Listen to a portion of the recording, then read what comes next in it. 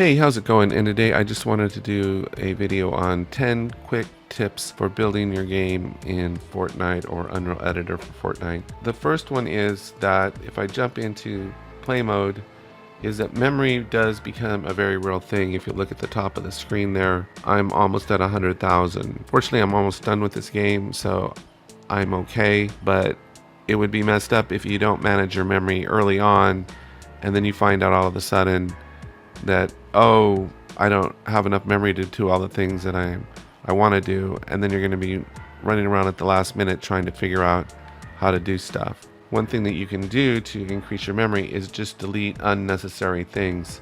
And if you look at your games closely, especially when you bring in these prefabs, which are a huge time saver, but if you look at that hotel over there, every room has furniture in it, and there's a lot of places that the player can explore, but there's no need for them to go in that room. So you can go in there and literally take out all the furniture of rooms that aren't going to be used.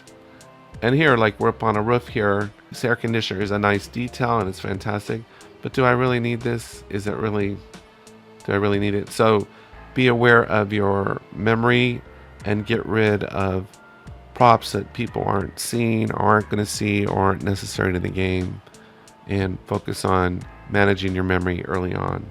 That's tip number one. Tip number two is just a shortcut key that I forget about all the time, but like with this item selected, let's say I want to move it over there. Well, it's hard to move stuff around, and I have another tip about that coming up.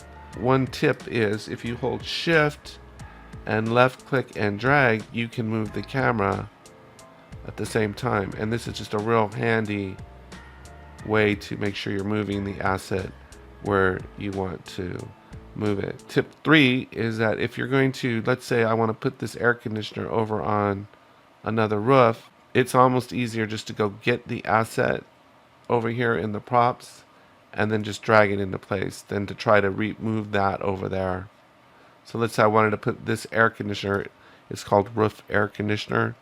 I want to put it over on this roof, let's say. I don't really want to, but let's say I did want to do that. Let's say I wanted to put the air conditioner. It's faster for me to just to go get the prop and go search for roof air conditioner here and then just drag it on here like that than it is to try to move that one over. So let's say I wanted to move that specific air conditioner, I would just delete it and just get the new prop and drag it on. It's really hard to move props around the same prop from one location to another one. There is ways to do it, to cut and paste the location, but a lot of times it's easier just to delete the prop and bring in the new one. The next one is if you come into this level here, and we clear this out, and you right click, you have an option to create what's called widget blueprints. Like this is a user widget here. And what I've found is this is really the best way to make custom signage. Like if this was a message to my player, and I did a tutorial about this, that the fact that you have access to these widget blueprints, these new user widgets, you don't need to know any coding to use them. You just use the HUD device. I made a tutorial about that. This is the fastest, coolest way to get a text message onto the screen, like mission accomplished, what you need to do next, whatever. And I'll put a link to that tutorial. But don't forget you've got these user widgets that can be activated by the HUD devices. This is the best way that I found so far to get messages to the user, gameplay messages, all kinds of messages. It's really easy to do. The other one is if you're trying to get to an asset really fast, another tip, we can search for it in the outliner. We'll go player, spawner. Let's say I'm searching for the player spawner, and then I press F. It'll take me straight to the device, whatever it is I'm looking for. That's the fastest way I found to get to a particular item or location, is by selecting it in the outliner and then pressing F. The other thing, and these are kind of related, is like, let's say I'm in this game here and I'm flying around, I'm pressing W and right clicking on my mouse. If I turn the scroll wheel forward, I can go faster. If I turn it back, I can go slower. This is super handy because a lot of times you'll be on one side of your island and you want to get to the other side. A lot of times what I'll do is I'll just start moving to gauge my camera speed, and then I'll slow it down if I'm going to do something that's more detailed.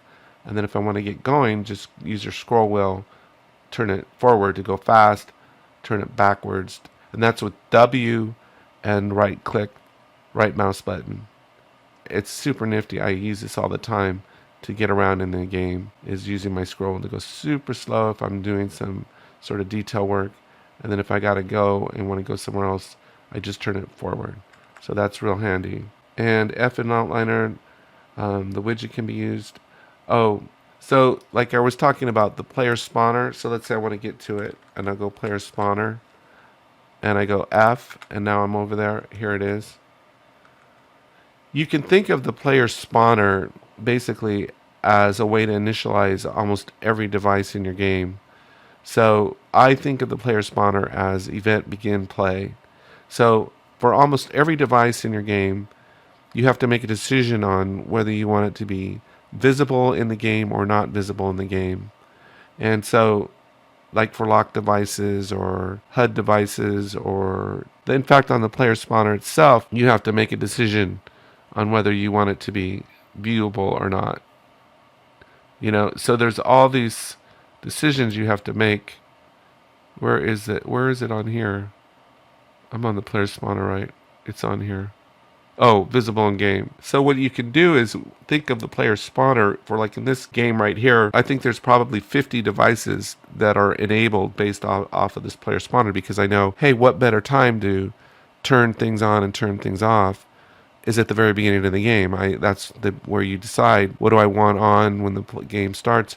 And so I use the player spawner basically to turn the visibility on and off, or enable or disable all the devices. And speaking of that, most devices, and I didn't know this at first, are enabled by default. So I have a truck spawner in this game. This is another tip.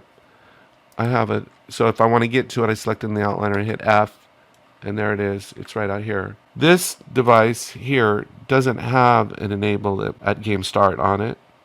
But if I come over here, this device does. And if I search for enabled at game start, most devices, not all devices, but most devices that you'll use are enabled at game start. So if they have a game start, they're usually enabled by default. So there's usually, I want to say on every device, there is an enable or disable option. I want to say that's on almost on every device, an enable or disable option. But just know that by default, most devices are enabled at game start. So that usually this is not necessary to implement this enable, unless you're specifically like wanting to disable a device and turn it on. So just know that most devices are enabled at game start, and so there's no need to ever use this function unless you're specifically disabling something and then wanting to enable it later. So just know that. I didn't know that. I was enabling this a lot of times and not realizing it was already enabled at game start. So we have the player spawn is event begin play. Most devices are enabled by default. Memory is a big issue, so delete what you don't need or people aren't going to see or need to interact with. The user widget can be used to get quick messages to the player, really professional looking messages. The F for the outliner, it's easier just to drag in a new asset than it is to, if you're going to move an asset, it's almost easier just to delete it and bring in a new one. The scroll wheel for the camera speed. And the other thing is that to realize that most devices, like whatever the device is usually functions as a trigger for something else. So if you're in a scene, that's really what's fascinating about this game, is that everything is a potential trigger for something else. So if you're looking for like, well, what's going to cause this to happen, you don't have to look very far, because there's probably another device that's nearby that can trigger that device to either go on or go off. So you don't necessarily have to be dragging in a whole bunch of things for everything. Just find another device and use that to enable or disable or turn on or off another device. So you don't necessarily need a lot of triggers. Other devices can act as a trigger too. So you don't need to put triggers all over your game, just in select locations when there's a very specific need. But a lot of times you can enable or disable or turn on or turn off a device based on another nearby device that's already been activated. So that's something to keep in mind. And we did this shift, left click, and drag. And the last thing is that there's many workarounds to problems. Like I know that one of the reasons that they have verse is to like fill in the gaps for things. But if you come in here to your devices, there's one device that you have here, and it's this one. It's an explosive device. You can think of this as your ultimate problem solver. So like if you're in a situation and you have something in your game and you don't want it to be there anymore, you want it destroyed at a certain point, or it's just you want to get rid of it, just blow it up. So when in doubt, blow it up. Just blow it up and problem is solved. And you can time it, you can trigger it. And so this is the ultimate problem solver. And you can actually control like how loud the explosion is and how much damage it actually causes. So you can actually use the explosive device to just make a device disappear. The explosive device can make your problems disappear. So anyway, I hope you found this helpful. Take care, have a great day, and I'll talk to you next time.